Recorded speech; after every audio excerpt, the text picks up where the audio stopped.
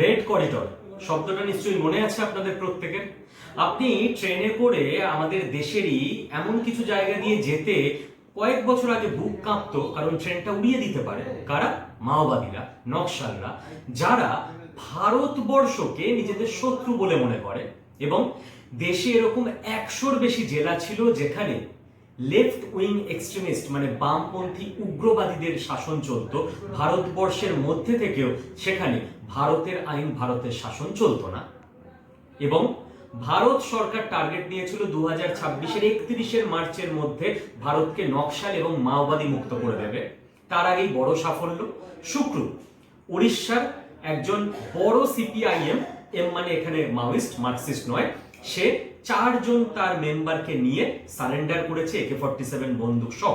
এবং ছত্তিশগড়ের একজন মাওয়িস্ট লিডার যার নাম পাপারাও, সে তার টিমের 17 জনকে নিয়ে, যে ওই ছত্তিশগড়ের বস্তার অঞ্চলে একদম রাজত্ব করত বলা যায়, সেও আমাদের সেনাবাহিনীর কাছে আত্মসমর্পণ করেছে। এবং মনে করা হচ্ছে যে নকশাল আর মাওবাদীদের একেবারে এবার ফিনিশ হয়ে যাওয়ার সময়ের অপেক্ষা।